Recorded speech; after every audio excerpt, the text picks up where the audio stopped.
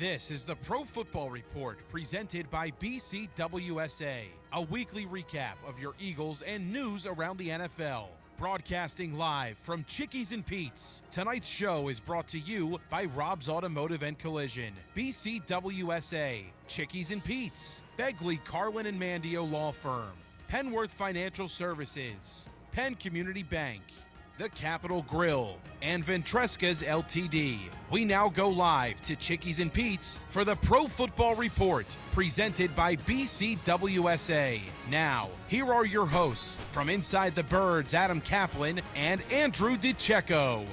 Hello, everyone. As the man said, you're listening to the Pro Football Report presented by BCWSA right here on 1490, WBCB and 107.3 FM, and also seen live at WBCBsports.com. It's Adam Caplan from Inside the Birds and our great beat reporter, Andrew DiCecco. We hope to be joined very shortly by Eagles punter, who should be a Pro Bowler, Braden Mann. We hope so, Andrew. Yeah, he should be. He should be a punter.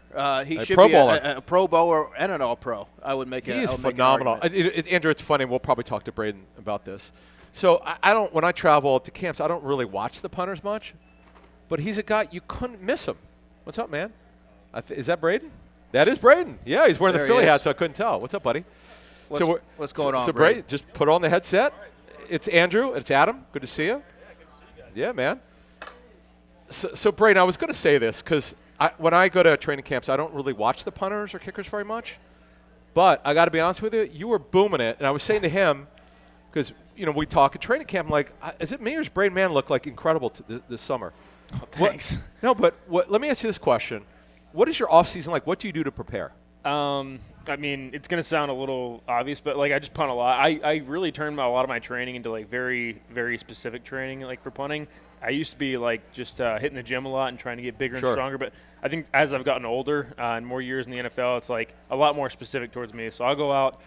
Sometimes it takes a while. I'll go out there for 4 hours at a time in Texas and in Dallas and just work on different things. So it's not all full speed, but it's all just getting touches on the football. You talk about getting bigger and stronger. Am I correct on this, that you wanted to play defense when you were in high school? You wanted to play linebacker, is that right? Yeah, I played linebacker my whole life, and that's what I really wanted to do. And then a few back fractures later, and I was like, and then obviously now I look at my body, and I'm like, there's just no way that was going to happen at all. So glad I ended up making the switch. But, yeah, I was kind of forced into switching to kicker and punter, which now I love. So what specifically did you focus on this offseason, whether it was timing, details, anything like that? Yeah, I think just punting in all conditions and trying to punt well when the conditions are bad. Because I think, especially last year in the playoffs, you can see the Rams game, conditions get bad up here. And that's, I was drafted to the Jets, and obviously conditions are similar there. It's similar part of the country. But I grew up playing in Houston, so I never really got that time, that sort of bad conditions to punt in. And now I live in Dallas in the offseason. Dallas in the spring is notoriously super windy. So going out there has been awesome just to help me every day, just going and punting straight into the teeth of the wind and punting down, just figuring out different ways to do it. All right, you said it, wind. This game against the Bears seemed to be very windy. How was the game for you? Windy, yeah. It was. How do you handle it?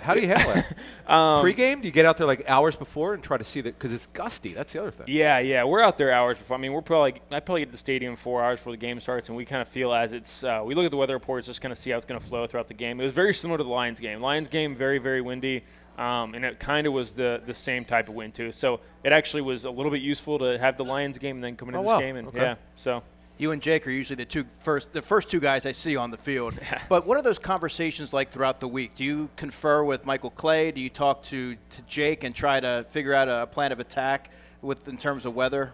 Yeah, definitely. Michael Clay is definitely Coach Clay is a huge help in that, and we always look. If there's a chance of rain, there's a lot of wind, whatever the report is, we look at and we kind of have a game plan for it. Sometimes if it's perfect weather, you can get a little bit aggressive with the game plan. You can hit some different kicks here and there and help control the returners a little bit. But when the conditions get worse, you just really gotta eliminate bad mishits, stuff like that, and just try to play with what you're given. It's not always going to be perfect conditions. You just got to play optimally given what what the conditions are. So yeah, I mean you've punted at MetLife when you're with the Jets, you're with the Steelers, and here with the Eagles. What's the key? What did you learn about kicking in these type of conditions? If there was a primary takeaway from that. Gosh, for me, it's just you're not always going to hit the best punts of your life in games. Far from it. You get indoors, and then you're like, all right, today I can get after a little bit more. But rarely are you going to get in the Northeast conditions where you're like, today is going to be the day that I hit the best ball of my life. So it's kind of just hitting a bunch of I call them B+ balls. You're not always going to hit your A ball, but you just got to eliminate the C's, the D's, and the F's. Just hit a bunch of really consistent balls. So growing up, and Andrew talked about you maybe doing another position. Did you always want to be a punter or kicker? Did you look at other positions? Yeah. Growing up, I always played linebacker. That was I loved playing defense, loved hitting, and then caught out to me, had a few back fractures. Ended up fracturing my back for the third time my sophomore year of high school. And I was doctor basically was like, you got to give up playing defense. And so I did, made the switch to kicker and punter, and I kind of did it just because I was good with my feet. I played soccer growing up, so I was good with my feet. And then it was kind of natural progression from there. You ever joke with Zach or Nakobe and say, listen, if I didn't have those injuries when I was growing up. Yeah, just looking up to Zach and Nakobe, I'm like, I get it. I was not what you guys are.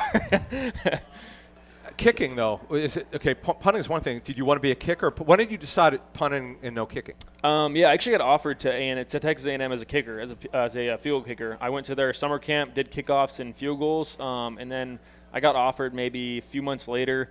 Committed there to be a kicker, and then when I got on campus, planning to do both, they pretty much switched me right away to punter, and then from there I just did kickoffs.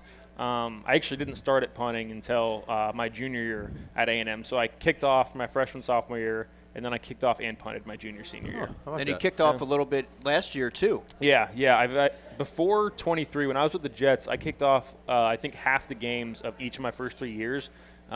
They preferred kickers to kick usually, but we had some injuries or some things happened with kickers to where I just came in kind of to help not have a new guy have to kick off and put a lot of strain on the leg. So a special teams coach told me that one of the things he looks for, this blew me away. It seemed obvious, but I didn't know this about special teams.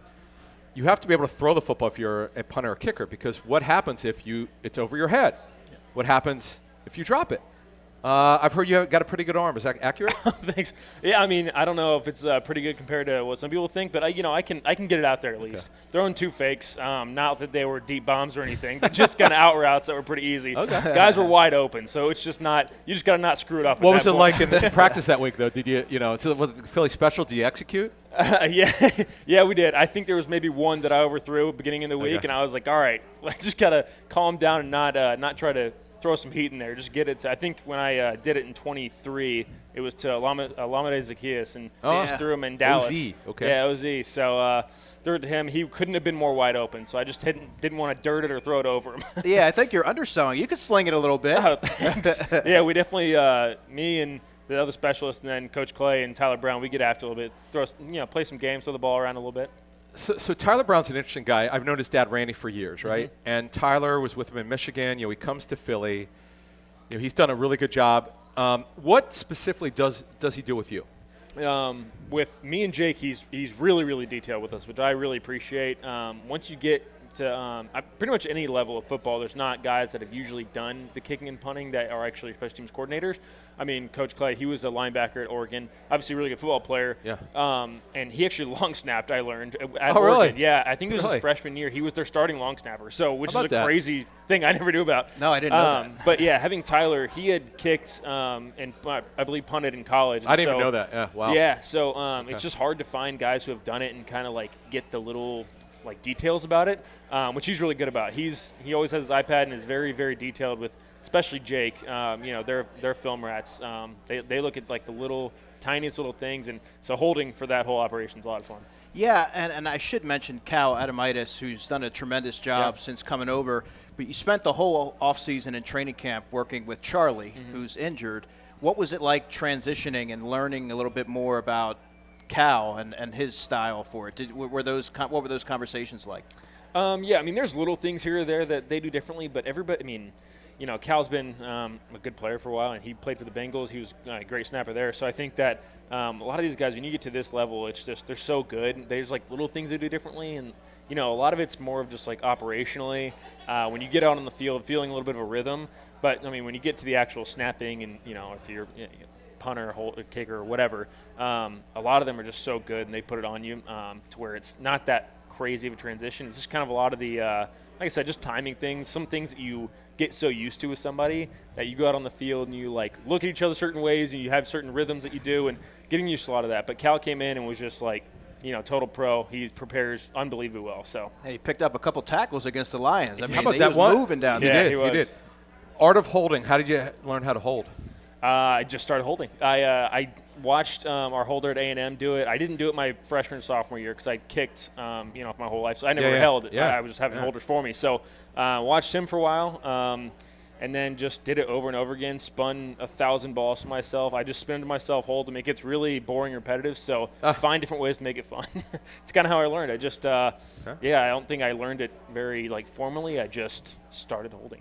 Well, what was the trick in the divisional round? You were clearing off snow, and then you had to go hold. What was that like? The clearing off snow was something that was just not an accident. It was Coach Sirianni in – first thing we talked about that week in special teams meeting or team meeting before that was that the O-linemen are going to have to help clear the snow if we get to that spot because, when it gets to 2 inches thick, it's going to be hard to plant. So, and our O-line was so excited to do it, which was like, they were just like, where's the snow? Where we got to clear it? So they probably cleared out, 6 feet of snow in 5 seconds and then cleared it good for Jake. So that was not an accident at all. That was really well prepared by them. We even practiced it. I think we practiced one day indoors that week. And they practiced clearing snow where there was no snow, which was awesome. So, that was a fun game. I don't say I ever really want to play in those conditions, ideally, but when you get to it's really cool. And that game was obviously awesome to play in. Yeah, absolutely. That is the voice of Eagles punter Braden Mann. It's Adam Caplan and Andrew DiCecco from Inside the Birds. We're at Chickie and Pete's on Roosevelt Blvd. Stop on by. We are here till 7 p.m. So listen, Braden. One of the things about Philly, we love asking these players when they come in, right? Okay, you're not from Philly, you're from Texas. Mm-hmm. Let's start with the food.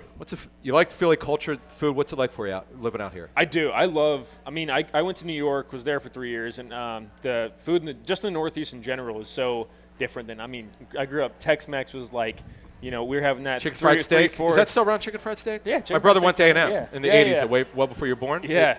It's just a lot of Southern comfort food, and it's way different. I love the food up here. The Italian food is like Where do you go? Oh, it's hard to miss anywhere. I don't know if do you live in Philly or South Jersey? I live in Cherry Hill. Cherry Hill. Okay, cool. Yeah. Okay, cool. So there's good food everywhere though. Awesome. We love all the Japanese food in the city. I feel like that, yeah. And then cheesesteaks are obviously. What's your favorite spot? Gosh, I'm still working on trying them. I don't know if I have a clear-cut favorite yet. I'm still working on. I finally had Gino's Pat's, all the big spots. Jim's is great. Jim's because you could smell the onions from a week away. Okay. It's a great area. The people. Okay, so people are intense here, but you did play in New York. Pittsburgh's a little different, and Texas A&M fans. Fan base, what are your thoughts on this fan base so far? Yeah, passionate. It's like you said, it's just the passion to be successful doesn't just stop at the team or the organization. It is to everyone, and the support's unreal. The passion, you show up to the game and you feel the atmosphere. I don't think I've played in a stadium that you can feel an atmosphere more in the NFL at least. I'm obviously very biased towards Texas A&M because that one you can feel a lot. 12th man. Yeah, but in terms of the NFL, is it the energy? Is it? Yeah, it's just I don't know. Especially I think I felt it the most last year in the playoffs was just you step in and on the first kickoff you just feel like it's a little bit different in the NFL. A lot of times it just feels a lot more like a businessy atmosphere in the NFL. Sure. But here it's all the fans are just so passionate. It's awesome playing. So it's fair to say that it feels like the college atmosphere that you were referring to at A&M. Absolutely. I think this is I think I don't think I had ever played here in the regular season before coming here. I think I just played here in a preseason game. Okay. But even in the preseason game when I played, it was the Jets at here. I was like, man, this place feels awesome. It was one of my favorite places to play before I actually came here. So I was even extra excited to be here. Yeah. Who knew? Yeah. Well, here's a question before we take our first break. Where's your Super Bowl ring right now? It's at home. Oh, it's at home. Okay. Yeah. You look at it at all? Home, Texas. Oh, home. Texas. Oh, yeah. okay. Oh, I put it. Okay. Yeah, I kind of have all my yeah. I've got all my stuff in all my memorabilia, all that safely guarded in Texas. Gotcha. So yeah, it's not like I was pulling out the ring to look at it every so often. I just love having the actual Super Bowl itself, not so much the ring. All right, everyone, you're listening to the Pro Football Report presented by BCWSA right here on 1490 WBCB and 107.3 FM. Also seen live at WBCBsports.com. Right up next, we're going to go over the injury report for both teams. We'll be right back.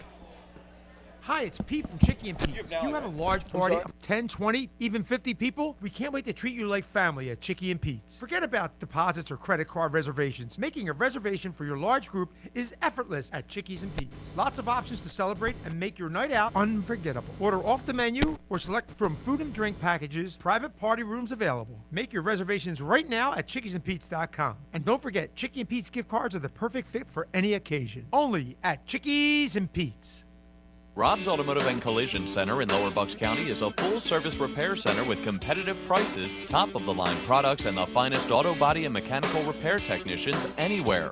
Rob's makes repairing your car easy. Same-day service guaranteed. Whether it's an oil change, state inspection, or a mechanical issue, Rob's will have you in and out and on your way.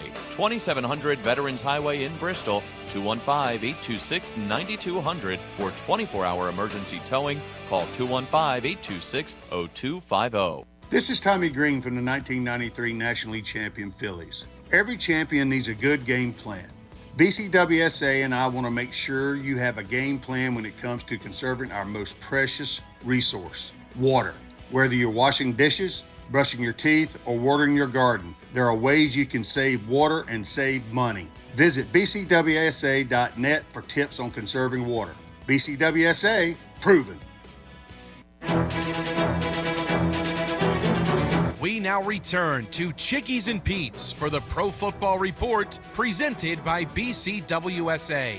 Once again, here are your hosts from Inside the Birds, Adam Caplan and Andrew DiCecco. All right, everyone, you're listening to the Pro Football Report presented by BCWSA right here on 1490 WBCB and 107.3 FM, and also seen live at WBCBsports.com. It's Adam Caplan and Andrew DiCecco from Inside the Birds, and our guest is number 10, correct? Yep. The great punter, Braden Mann, who's Mr. Inside the 20. My friend, before we get to the injury review brought to you by the attorneys at Begley, Carlin, and Mandio, I got to ask you this one question before I forget. How in the world did you get so good at getting inside the 20? Is there obviously it's got to be technique, right? Yeah, I mean, there's different punts. I think just mixing it up is good. I think in college, I think I just had a big leg, and I think I just hit it as far as I can regardless of where I was, and I think I had to kind of dial that in once I got to the NFL. Learning a bunch of new punts, and then, I don't think there's a better punt coverage team in the NFL than our guys. Keely, Ringo, and Sidney Brown on the outside, and then our entire interior, they're absolute dogs. I mean, Will Shipley, I think, ran 21.5 miles an hour on one of the coverage reps the other day, which is outrageous. So, really? Wow. A lot of credit to him. Well, I'm going to have to talk to Will about that this week. Yeah, ask him about it. But Keely Ringo, he's on the Pro Bowl ballot, and I don't think he gets enough credit for what he's able to do as a gunner. That's a role that's sort of unheralded, but it's extremely challenging. How much does that help you to have someone like that who can cover your punts? And what's that dialogue like between the two of you maybe throughout the week? Yeah, it's huge. I mean, I've heard stories about, big-time wide receivers that come in and, from college, if you're a big wide receiver, you're not playing as much, you want to try and play gunner. And, there's been – I can't remember who it was. Some wide receiver said that he went out there for a gunner rep, and he goes, I need to make this team as a receiver because I do not want to play gunner anymore. It is tough. I get that. It's really, really hard, and Keely does such a good job of it. I mean, he's taken it and really made it his he's always perfecting his craft. And so, throughout the week, a lot of prep goes into it, just between me and him and having a game plan. And then it's kind of letting him do what he does. I mean, that kind of gives me a little bit of freedom to punt however I need to or want to because I know I've got him running down the field. So just prepares like a total pro, though. And how about Darius Cooper also? He was filling in for Sidney's role. How did he do in his debut as a gunner? Yeah, he's great. I love Coop. Coop always just comes in ready to work. Been a great story. Great attitude. Ever since I saw, we kind of talked to him a little bit in camp. We have a lot of free time in camp, so I kind of sat down at lunch with him a few days and talked to him. He's the best. He's such a hard worker and such a humble guy. He's a really fun guy to talk to. Well, he's had this shoulder injury, and speaking of that, it's time now for this week's injury review brought to you by the attorneys at Begley, Carlin, and Mandio. Contact them today for a free consultation at 215-806-3689. That's 215-806-3689. All right, so for the Eagles, Lane Johnson's got the Lisfranc sprain. There's a reason why they haven't put him on IR. They believe he could come back before the end of the regular season. Folks, that is a midfoot sprain, the Liz Frank sprain. That is, I don't know, Braden, about you, but I don't know if you've had one. I've talked to players who have had it. We had Mike Mamula, who's an Eagles legend, who we talked to him about. He actually ended his career. This is before the early stages of that injury, Andrew. Clubs really didn't quite know how to handle them. Deuce Staley did. Yeah, that hurts Deuce Staley. Actually, Deuce had a setback. He actually fell down these Vet Stadium stairs or something like that, which was really wild. I just don't know how you do your job. But midfoot sprain, you got to be able to walk. So we'll see how Lane does. And as you know, Braden, you've been around Lane Johnson. This guy's the ultimate warrior. Yeah, he is. He's one of the toughest people you ever met. And I think that is not an accident. I think that he just has A, mentality, but B, he works his tail off in the off season. I mean, you know that bit. I'm sure you've seen the big barn he has. He's always crazy. So it's not an accident that he's a tough guy mentally and physically. Absolutely. The training staff. Speaking of injuries, and we'll get to the Chargers in a second. One of the things that I admire, you always knock on wood with this stuff, and they brought in Arsh Denoda, who is a guy who sort of helped them evaluate they were having, before you were here, they were having injury problems. It was 2021, a lot of hamstring problems, soft tissue. Man, this team, when you look at the injury report, Andrew, you know this, Eagles don't have a lot of players each week. Yeah, I mean, you look around the league, and there's a lot of teams who are in dire straits in terms of injuries. But I think at this stage of the game, Braden, it's pretty remarkable where this team is from a health perspective. Absolutely, yeah. Like you said, I think it's a huge credit to our training staff and our strength staff. I think they do such a good job preparing us and I think listening to the team as a whole in terms of as the season goes on, some of these players have been in the league 10, 12, 14 years to where they kind of have a feeling about which way their bodies are feeling. And I think that, credit to coaching staff, training staff, strength staff, they do such a good job of listening and really creating a game plan and getting in front of something before they get behind it. All right, so I'm assuming the first practice is Thursday because you play on Monday night. Oh, what do you do to recover from a game? Since we're doing an injury review, what do you do to get your legs right for Thursday's first practice? Yeah, I mean, this was a very, very long week, so I think it's a lot easier to recover. But when you got a quick turnaround like we did going into Black Friday, I think just getting ahead of it, and then their practice schedule for the week, they've been really good about that. I know some teams really want to push it and try to get a bunch more work in, but there's ways to get good work in without having to physically toll your guys. For me personally, recovery is all about, I think, just movement.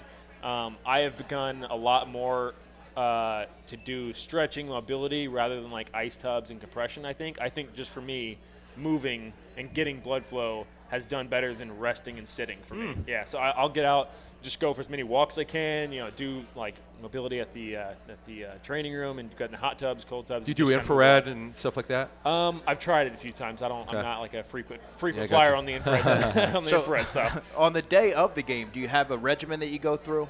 Yeah, it's a little bit abbreviated for a 1 o'clock start because it's so early in the day. But if we have a 4 o'clock or an 8 o'clock start, I'll probably get to the stadium.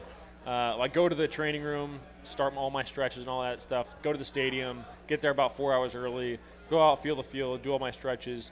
That can get a bit abbreviated if the weather's really bad. If it's colder, I stay out there a little bit less long probably. But yeah, I think that it's just a slow roll into the game rather than trying to get going quickly. Do the trainers stretch you, or do you do it on your own? I just pretty much all on my own. Oh, cool. Oh, yeah. Really? Okay. Yeah, I mean, for me, what do you do, by the way? What kind of stretches do you do? I have a routine now. It's probably about half an hour long I do every day. I just make sure I get all the spots that I need. So basically, I work from my waist down. I do hip flexors, quads, hammies, glutes, calves, Wow. and ankles. Yeah. So I was curious what you would do. Okay. Yeah, so I kind of just work at each muscle group and each joint on the way down and do it that way. What would you say is the biggest lesson that you learned throughout your career from your rookie year to now that you sort of carried with you? Man, I think honestly, could be a lot of them. Yeah, there's a lot of lessons I've learned, both good and bad. I think probably for me, it's when you're in the building, be present and be in the building, and when you're out of the building, be present there and get away from the building too. I think that there is such a balance that needs to be had. I think that I probably got a little burnt out my first couple years in the NFL. I think I was just at the facility for so long. My wife now, my girlfriend at the time, Kylie, she wasn't with me in New York, so I think I had pretty much nothing to do except go to the facility all the time, so I was always there. And I think now going home to her, and my dog, I think just getting away from football as much as, and that the balance in the offseason is kind of the same with that. So I think be present wherever you are is probably what I would have told myself earlier on. Sure. Now, for the Chargers, Justin Herbert, their quarterback, has got a broken left hand. Now, he had surgery yesterday. He wants to play. He's got to get cleared to play. Now, you know, as someone who has to hold a football, you get it hiked to you. Well, so does he, and he's got to be able to grip the football somehow. So, and they've got, obviously, the extra day. They're not traveling. You've kicked in that stadium before. You did last year and the year before that, I believe. So, and Andrew, I know you've been there SoFi a bunch of times, right? Oh, yeah. That's one of my favorite stadiums. Really, what do you think of that stadium? It's unreal. Why? I just think that visually it's so I don't know, it's just a shock when you show up. You know, you see it from the outside and it looks really cool. Then you get on the inside and there's the giant 360-degree scoreboard you can look at from inside or outside. It's just like the wildest. I heard they went like they doubled their budget by accident pretty much. So, and I believe that place is pretty unreal. Yeah, it looks like something out of Star Trek, The Next Generation or something like that. But when you are kicking there, is there anything you have to be mindful of? Because we talked about the 3D scoreboard and things like that. Do you have to do anything differently or be cognizant of something? Not really. That scoreboard's way up there. Dallas is much lower. The Dallas it just got is. hit. Wait, who hit it? Who was the punter who hit it? Someone did recently. I can't remember if it was you or someone else. Someone told me on the TV copy that just the happened. announcers thought I hit it. Yeah, you're right. Yeah, You didn't. Okay. No, I didn't. Okay, cool, it was left of it. You have to hit it right down the middle of the field to hit it. So luckily that was outside of it. Did you do it warm-ups? Yeah, I've done it a few times. Yeah. In college, I played there once a year against Arkansas. We played there every year, and so I didn't start my first year. So all I would do in pregame warm-ups is try to hit the scoreboard. Like it was just my entire warm-up. So it was fun. It's possible. You just got to hit it right down the middle of the field, which is not ideal. Now you have a close-knit relationship with Jake, with Cal, with Charlie. Do you guys do anything off the field? And I think I was talking to Charlie earlier in the season. You guys went golfing in the off-season and things like that. Yeah, we try to hang out as much as we can off the field. You know, everyone's got their families and stuff to go to home to, and that's something also you want to hang out with everybody's families, get to know everybody, their wives, children, stuff like that. I think us three, we've golfed a lot. Jake and I in particular golf a ton when we can. Jake must be great because he's Mr. Athlete. Yeah. So I think we just all, I don't know, we just try to get out and do stuff while we can in OTAs when the schedule's not quite as packed. Because when the season comes, you pretty much, you know, we're always at the facility with each other, not as much away from the facility. Do you feel like there's carryover with that? Like you can feel it like on the field, that camaraderie? Yeah, definitely. Yeah, I think it's a lot. Yeah, it's a lot easier. Guys talk about a lot easier being in college to do that because you're with each other year-round versus you show up together in the NFL kind of like mid-year. But I think that Coach Sirianni and everybody here does a great job of getting us together.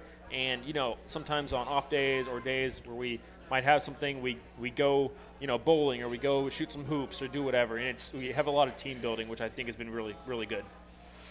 And a couple more injuries. So we know that Drew Makuba had the surgery for a broken right ankle. The question is, if the Eagles make a deep playoff run, can he return? Devontae Smith, I'm sure he'll play. He came back in the game, but, man, he's got a couple injuries, so you got to look out for that. And, by the way, Trey Lance is Justin Herbert's backup, Andrew, who was a very high first-round pick for the Niners. It didn't work out. And it's just funny how things work out for teams. And Brock Purdy, Mr. Relevant, is the Niners quarterback. You just this business, Braden, you've been in the league long enough. You never quite know what's going to happen and you've been with a couple teams here. When you got to Philly, by the way, was there the belief that you would be their punter? I forget, it's been a while now. So did you have anyone in competition with you, or were you the guy? Because you went to the practice squad first, right? Well, I came in week 3 of 23 was my first week here. Okay. And so, yeah, I just came in and started right away. I don't know. I think there was maybe a Thursday night game in week 2. And so I had Friday, Saturday, Sunday, and then the whole next week to get going and, you know, work with everybody. So, yeah, I kind of came in right away and was just, you know, thrown into it, which I kind of liked. I was on the Steelers, made their 53-man roster, and then got released later, and then tried out, signed 2 weeks later, and then, started week 3. All right, so the one we're going to be watching is Justin Herbert. Can he practice starting Thursday, because that is their first day of practice, and the last day is obviously on Saturday. Sunday will be the walkthrough. Monday night is the game at 8:15 Eastern. That is this week's injury review, brought to you by the attorneys at Begley, Carlin, and Mandio. Contact them today for a free consultation at 215-806-3689. That's 215-806-3689. Up next, we'll give you our keys to the Eagles win at the Chargers. You're listening to the Pro Football Report presented by BCWSA right here on 1490 WBCB 107.3 FM, and also seen live at WBCBsports.com. We'll be right back. Hi, it's Pete from Chickie and Pete's, the official sports bar of your world champion Philadelphia Eagles. Go where the players go. Come join us all season for Eagles pep rallies, watch parties, and the best in-game experience anywhere. Ice-cold draft beer, world-famous food, and fan-friendly fun for every Eagles game. Every Monday night in South Philly, the Jordan Mailata Show, presented by Miller Lite, followed by Chickie and Pete's Players Lounge with a current player, hosted by Ike Reese and Hugh Douglas. Go where the players go. Chickies and Pete's. Your day-to-day life is hectic between having to pick up the kids, make dinner, the countless other tasks that you got to get done. Rob's Automotive and Collision is there to make your life a whole lot easier. Make sure you take advantage of their spacious waiting rooms, the large flat-screen TVs, complimentary coffee and muffins, and free Wi-Fi. So even when you do have to stop, Rob's is there to make you feel right at home. Give Rob's a call today at 215-826-9200 for any of your auto repair needs. Hey BCWSA customers, this is Tommy Green from the 1993 National League Champion Phillies. My friends at BCWSA are committed to providing us with safe, reliable water and sewer services. They operate state-of-the-art treatment facilities, provide clean drinking water, and make much-needed investments to protect our environment and ensure a sustainable future. Learn how BCWSA's investments help grow and serve our communities. Visit bcwsa.net. BCWSA, prove it.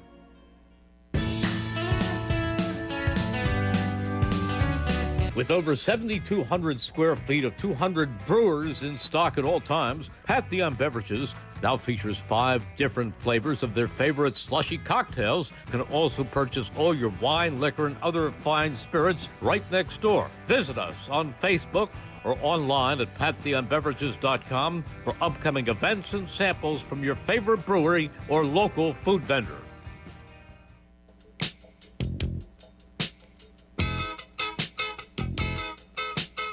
Join us weekday mornings at 11 for Album Sides.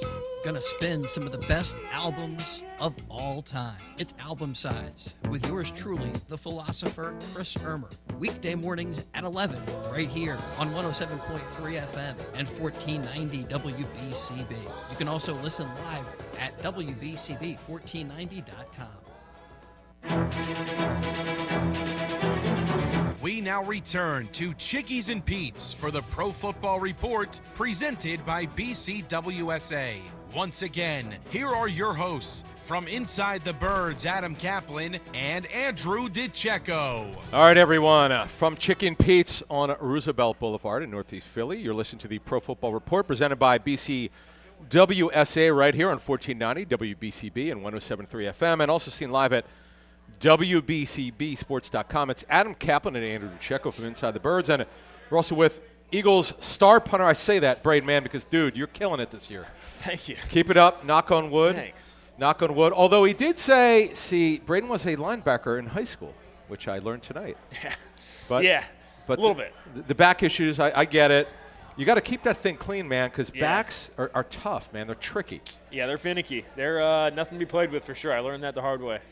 So I don't know if you were watching Monday Night Football, but your old special teams coach, Jeremy Springer, I think he was your coordinator for 2 years there. Yeah, he was actually our special teams GA at A&M my freshman sophomore year, and then he climbed the ladder in the NFL really quickly. So it was really cool to see him. So I had him. And then the special teams coordinator on the other side of the ball, Michael Gabriel, with the Giants, he was with me at the Jets as an assistant too. Oh, wow. So seeing them kind of battle, that was really cool. Yeah, wow. Yeah. Seeing them much younger selves with me, and then now it's cool to see more guys in the NFL you've been with. Yeah, there were the Patriots were lighting it up on special teams. Marcus Jones with the return, Christian Ellis, huge. I'm sure you know. Yeah, Christian. Yeah, he was all over there. Yeah, Springer's got those guys fired up over there. They're playing well. Yeah. All right, guys, it's time now for this week's Penworth Financial Keys to the Game. And the key to your financial future is Penworth Financial.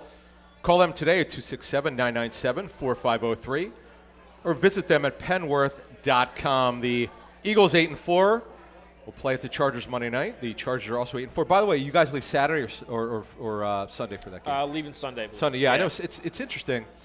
Braden, the Chargers left for Jacksonville, 3 time zones. Jacksonville, believe it or not, Florida is in the Eastern time zone. They left on a Friday. I think what happened to them, that game where they got smoked at Jacksonville, I think they had an emotional – they played a huge game before that. That happens sometimes. emotionally staying up for games. I know. Does that ever? You've been in NFL for a while now. You've been with 3 teams. Does that is it hard to come down after an emotional win?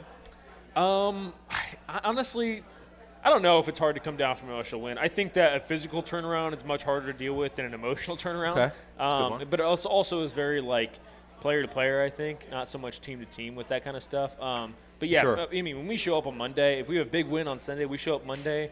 We felt good on Sunday night. We show up Monday. We still have things to fix, and we watch film the exact same way after a big win as if we didn't have corrections. Even if exactly. Yeah. If we lost or if we had a blowout or if it was a big win, whatever the case is, we have the exact same process we go through every Monday. So I think that kind of helps us reset. Helps. Yeah.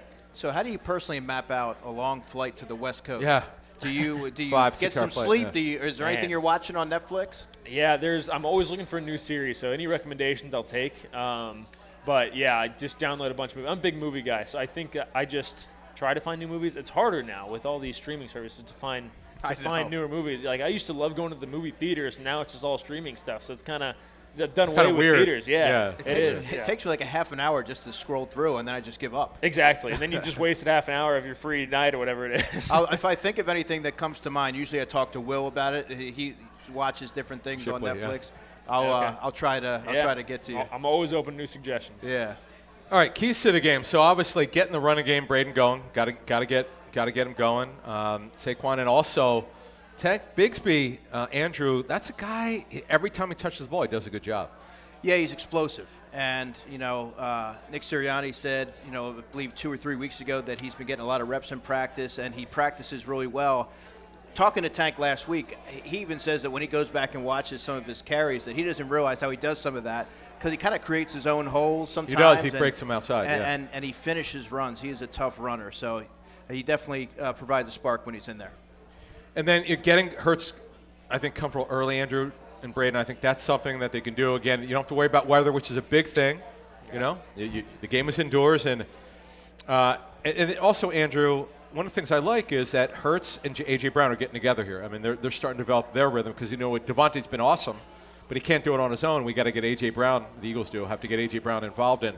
A.J. is coming on big time right now. Yeah, I mean, I've always said good things happen when A.J. Brown gets the football. And He's always open, as he says. He got the ball early in that game, and that was a secondary that got Kyler Gordon back. They got Jalen Johnson back, who I believe is one of the best corners in the NFL. And A.J. had his way. And him and Jalen were, they were on the same page. A.J. Brown, watching him practice, I mean, tell us about A.J. Brown, what you see from him. Man, he's a physical presence, that's for sure. He just makes some of the most ridiculous catches I've ever seen, and then he kind of just pretend he's just so normal about it too. Like on the field, he'll make some ridiculous one-handed grab and toe tap on the sideline, and then he just jogs right back to the huddle. So, physical presence. He's just so talented, and works his tail off. So the first practice, this is 20. When did he get here? 22, right? 22. Okay, so it's a OTA, and we were waiting for him to go against Slay, and it was they put the media's here. You guys are, it was going on over here, and we can't get instant replay. We just don't. Mm-hmm. I don't know if they had the video. The video at the. Yeah, I don't know if they were doing it then. Yeah. But AJ makes this catch. Slay's literally right on top of him, literally glued to him. I'm like, how did he? Wait a minute. How did he do that? Because he has these late hands. I never heard of this before. Mm-hmm. He calls them late hands. He gives this very subtle shove. He never gets. Rarely gets. I don't want to say never, but he rarely gets called for PI.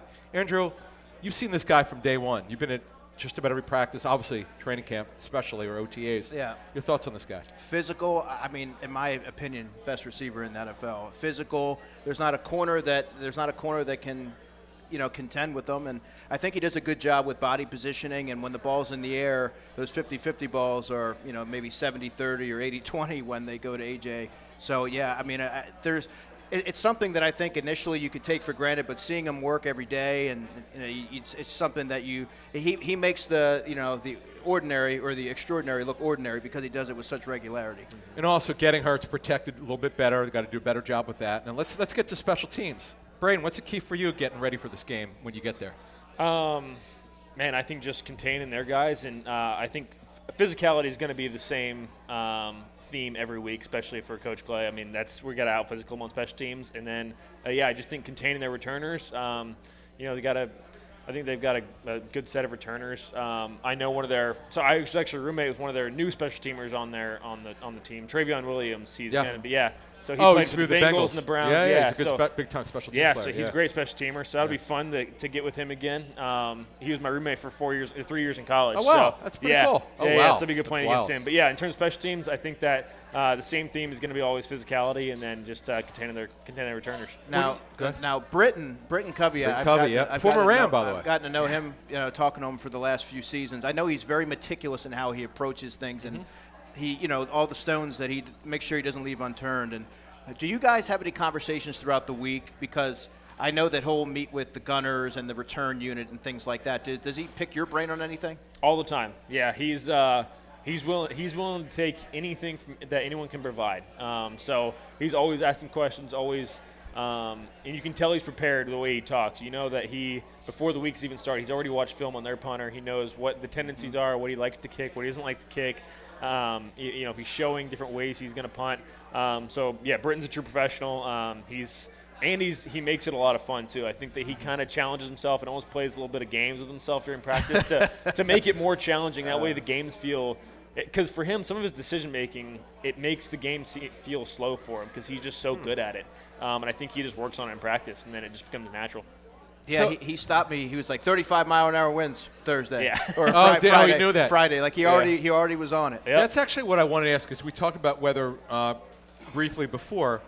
But you're looking at an app on Monday. You're like, okay, I got to know what it's going to look like, or do they just provide a weather report for you? Everyone's kind of got their own weather system app that they swear by, and then we all just kind of average them out. It's usually somewhere in between what everybody else thinks. I use weather.com. It's super accurate. Yeah. Hour by hour, I'm big because I play tennis outside. We can't do it now, but I want to know. Yeah. Okay, 3 days from now, can I play outside or not? Yeah. You got the weather app. You got AccuWeather. You've got these foreign apps that I've gotten that are supposed to be really good. Really? And they show you. You got to share that. They visually show you the wind on the map too, which is cool. I think it shows you the flow of the wind. Holy smokes! So everyone's kind of got their app they swear by. So.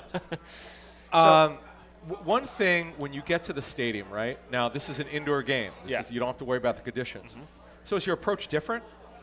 I think there's less. I kick a bunch in pregame to feel out the wind when there's wind or rain or whatever the case is.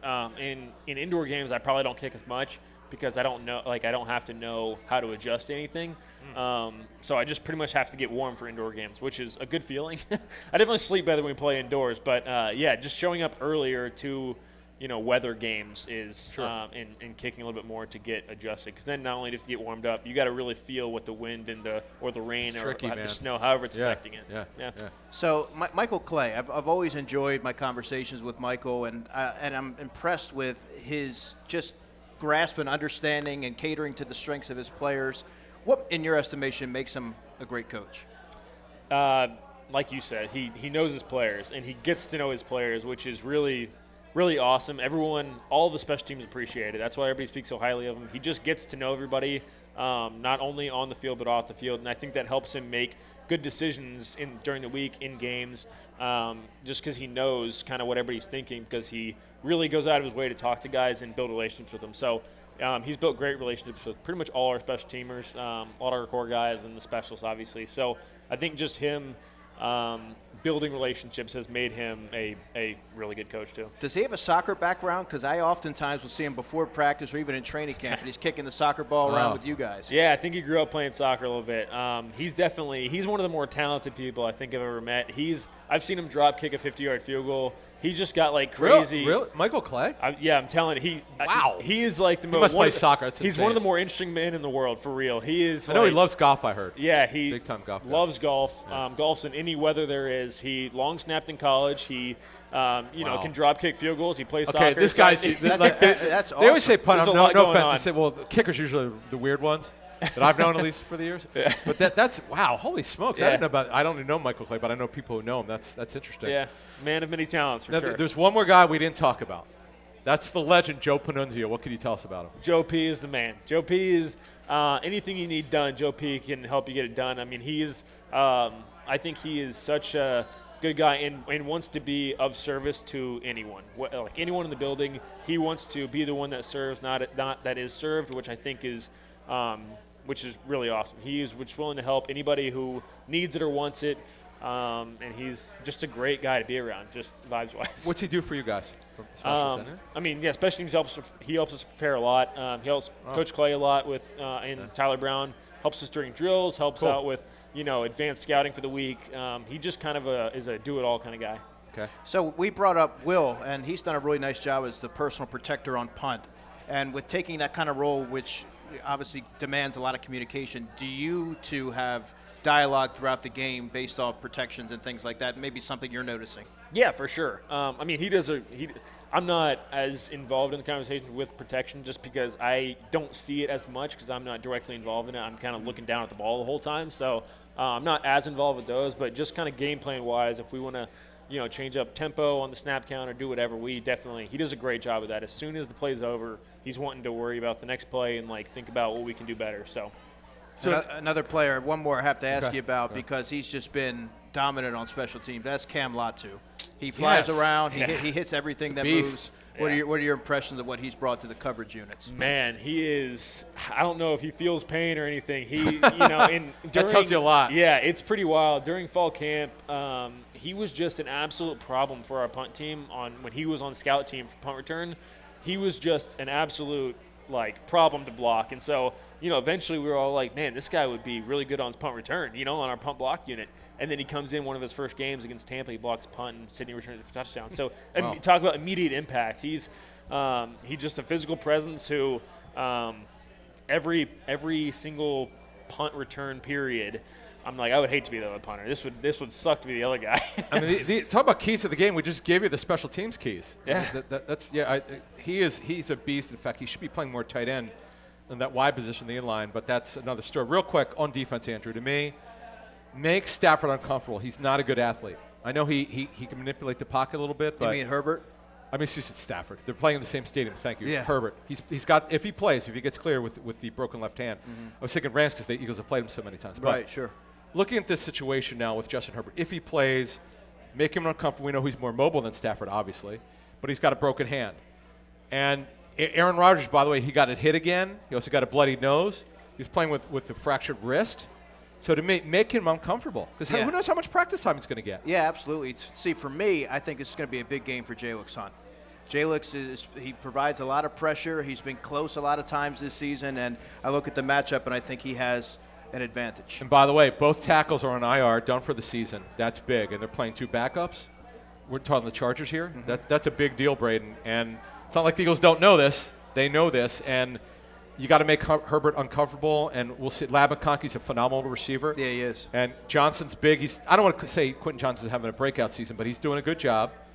He's come on. He's a big target. So the Eagles will have their challenge on this game. I think they're like a 1.5-point favorite, the Eagles are. We'll see what happens. We'll see who's available for the Chargers at quarterback. But those are your Penworth financial keys to the game. The key to your financial future is Penworth Financial. Call them today at 267-997-4503 or visit penworth.com. You're listening to the Pro Football Report presented by BCWSA right here on 1490 WBCB and 107.3 FM and also seen live at WBCBsports.com. We'll be right back. Hi, it's Pete from Chickie and Pete's. Do you have a large party of 10, 20, even 50 people? We can't wait to treat you like family at Chickie and Pete's. Forget about deposits or credit card reservations. Making a reservation for your large group is effortless at Chickies and Pete's. Lots of options to celebrate and make your night out unforgettable. Order off the menu or select from food and drink packages. Private party rooms available. Make your reservations right now at chickiesandpete's.com. And don't forget, Chickie and Pete's gift cards are the perfect fit for any occasion. Only at Chickies and Pete's. This is Tommy Green from the 1993 National League champion Phillies. Every champion needs a good game plan. BCWSA and I want to make sure you have a game plan when it comes to conserving our most precious resource, water. Whether you're washing dishes, brushing your teeth, or watering your garden, there are ways you can save water and save money. Visit bcwsa.net for tips on conserving water. BCWSA, proven. Rob's Automotive and Collision Center in Lower Bucks County is a full-service repair center with competitive prices, top-of-the-line products, and the finest auto body and mechanical repair technicians anywhere. Rob's makes repairing your car easy. Same-day service guaranteed. Whether it's an oil change, state inspection, or a mechanical issue, Rob's will have you in and out and on your way. 2700 Veterans Highway in Bristol, 215-826-9200 for 24-hour emergency towing. Call 215-826-0250. When an Eagles player gets hurt, the team takes care of him. When you get hurt, the attorneys at Begley, Carlin, and Mandio will take care of you. They understand that a severe accident can be a life-altering event. You need a reliable teammate to fight for you. The attorneys at Begley, Carlin, and Mandio will get you great results. And if there's no recovery, there's no fee. Contact them today at 215-750-0110 for a free consultation. 215-750-0110 for a reliable ally that's on your side. We now return to Chickies and Pete's for the Pro Football Report presented by BCWSA. Once again, here are your hosts from Inside the Birds, Adam Caplan and Andrew DiCecco. All right, everyone, welcome back to Chickie and Pete's on Roosevelt Boulevard. It's the Pro Football Report presented by BCWSA right here on 1490 WBCB and 107.3 FM, and also seen live at WBCBSports.com. It's Adam Caplan and Andrew DiCecco from Inside the Birds, and we're with Eagles punter Braden Mann. Braden, we really thank you for joining us. Andrew, you're in the locker room every week. Yeah. You see this guy. You see these players getting ready. It's a big week. It's week 14, my man, and you'll be going. And in fact, you'll be in there on Thursday. Obviously, yeah. You'll be in the locker room. But we were having a conversation last week, Braden, and I want to give you an in the locker opportunity room, to expand on My Cause, My Cleats, the KB Foundation, because I think it's a really great cause. Yeah. I got involved with them at the end of my year in 23, end of my first year here. Did an event with them, went and painted some shoes with the kids, and then I got to know a lot of them. Got to know Justin Fishman, who's there, and I think, it's an awesome organization. They do youth mentorship in the city, which I think I don't think I realized I had a passion for it until I really started doing it. I think it's just a great way to build a relationship with the kids in the city, and just have a totally different perspective on life and have an impact on someone who has finally been out in the world a little bit, and being able to offer any sort of advice or help that I can, and I learned stuff from them too, so it's really awesome. Yeah, I guess it was a couple weeks ago that we had that conversation. I didn't realize that Jalen had also had experience working with that foundation too. Pretty cool. Yeah, absolutely. Yeah, I think he, I believe his organization helped get them one of their buses that transports kids to different events. So it's really an awesome organization. Great for Jalen too. I know he's involved now. And those cleats look awesome. Yeah, they're really cool. I think so this year I did tennis shoes because they were never able to really get the design on my soccer cleats as well. So it was awesome. I got to wear them in the stadium this past week, and then they're going to auction them off for the foundation. So it's really cool. That's awesome. Yeah. So as a kid, now, again, you were a linebacker in high school, but as a punter, were there punters that you looked up to, guys that you studied over the years?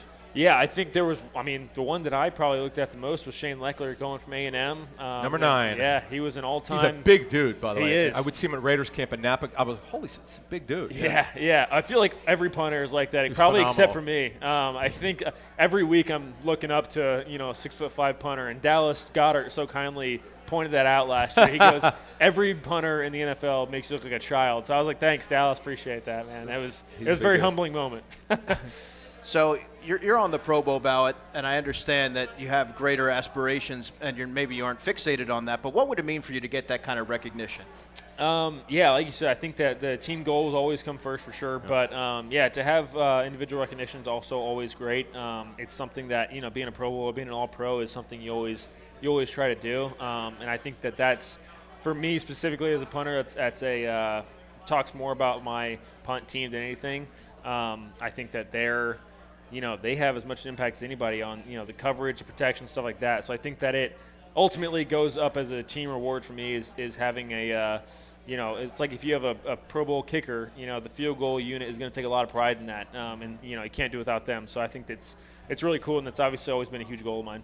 Yeah, and a testament to your unit, as you said. And we highlighted a bunch of the different coverage guys on that unit. So I think all the way around, everybody's firing on all cylinders. At least it seems to be that way. Yeah, absolutely. They're always showing up ready to work every day. And I think that starts from the top down. It starts with Coach Sirianni and then goes to Coach Clay, and then it kind of trickles down to the guys. So I think everybody shows up on Monday ready to work, and it's really cool to have an organization like that. So in practice, because if Jake, for something, if he pulled a muscle or something, would you kick? I mean, do you practice at all? Yeah, we did.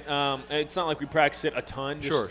But I keep the leg fresh a little bit. I actually had an extra point in a preseason game this year for the first time. I didn't even know. Really? Yeah, we switched. Yes. Yeah, oh, wow. Jake held for me. So really, yeah. what was that like? Holy it was smokes. fun. We practiced it in practice. That's wild. We did it in practice that week, and Coach Sirianni was like, if we get to, I don't think it was the first extra point. It was like, if we get to a second extra point, you're going to kick it, and Jake's going to hold it in case, he does something to his lower body. So barring any sort of him being out of the game, Jake would be the holder for it. What's the farthest kick you let's say punt. What's the farthest punt you can recall that you've had? Ever was in college. I had an 83-yard punt against Kentucky. With out of bounds? Come on. I think it was 74 in the air, something like that. Was there wind that day? That's unbelievable. It was probably. I mean, you probably don't get a huge punt unless there's a little bit of wind at your back, so you got to take advantage of it. Holy But smokes! I think the second longest. My longest in the NFL would have been Dallas. We ended up having to re-kick it. It was this year, 2 weeks ago. Oh. It was 76, but we ended up re-kicking it. So. It was the longest in the NFL, so not quite what the college role was. Now, are you into nutrition? Because how do you, I get it, you work out a lot, but some guys eat real clean, some guys have a lot of meat. What do you do nutrition-wise?